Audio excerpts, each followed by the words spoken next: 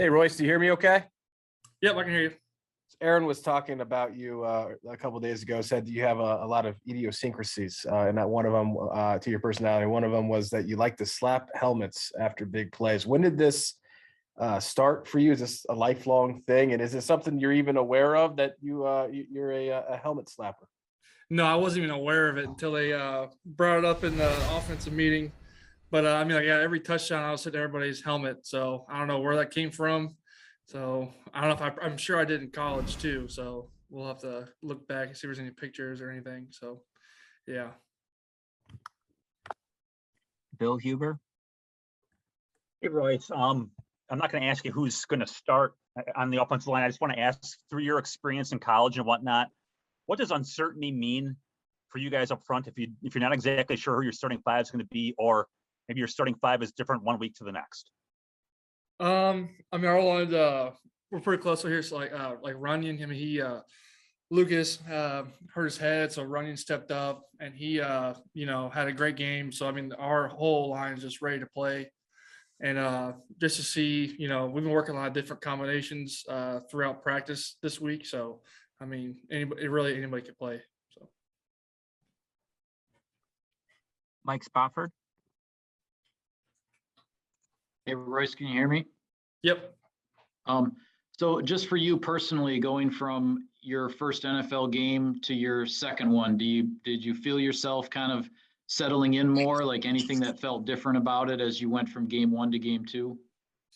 Yeah, I just felt like I had more confidence go out there from week two, just kind of knowing what to expect. Kind of helped out that there was 80,000 people were screaming when the other team was out, but like for us, it was pretty quiet. So kind of excited to go out this week and have like a true road test in that atmosphere. Matt Reynoldson. Royce, can you hear me? Yep. What are some of the challenges of going up against a defensive line like that, and especially against a guy like Nick Bosa? Just kind of stopping the penetration. I mean, their D linemen just shoot up field, just try to create havoc in their front seven. So just winning the line of scrimmage from the very get go of the game, that's huge. So just really, that's probably the biggest thing, just setting the tone early. Ryan Wood. I got to follow up about the helmet slapping. How did this get brought up in the offensive meeting? You guys watched cut-ups of this after the play, or how did this come up? I mean, we'll always look up celebrations, because we always want to celebrate as a team when we score touchdowns. So they always kind of just look around, see what everybody's doing, making sure everyone's as a team celebrating. So I guess when they just noticed that every time I saw somebody, I was just hitting them right in the head. So I don't know. It was just something. It was a little weird, but I guess I didn't even realize I do it. If I could ask you a quick football question too, when you got here in May, could you have envisioned that you'd be a week one starter and that you not just be his starter, but handle it as well as you've handled it so far? Was that kind of on your radar? And if not, when did that become kind of a realistic goal that you were pursuing? I mean, it was definitely on my radar, just kind of getting used to the speed during OTA, just how a lot faster than college. So just kind of getting used to that. And then once training camp came around, I felt like I was holding my ground, and the joint practices, it's like I was holding my ground. So then I realized I could probably start. So Bill Huber. Aaron seems to like you quite a bit. What do you think of Aaron? He's pretty cool. Impressions of him? He's pretty cool. I mean, he's really smart. It's crazy how he understands the game of football. Just team first guy for sure. But yeah, he's just a pretty cool dude. Matt Reynoldson. If you have another, go ahead.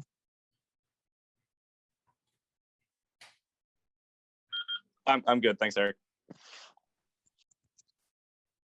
Bill or Ryan, if you guys have another, go ahead. Yeah, I do. Yeah, go ahead, Bill. So what's the progression been like for you as far as feeling more comfortable and at home, going from that first preseason game up until up and through Monday night, just that 5-game plan that you've had?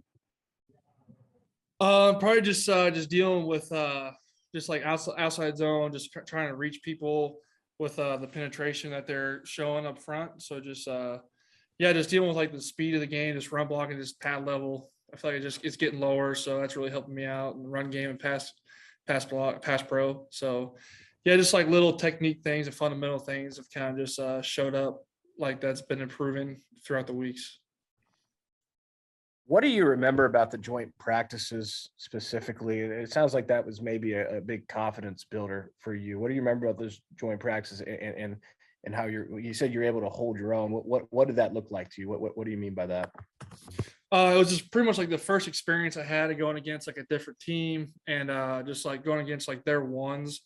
So it was just this great experience, just kind of showing like what needs to be done to play at this level. So yeah, that was like one of the first true tests, like where it's just like this is how it's going to be.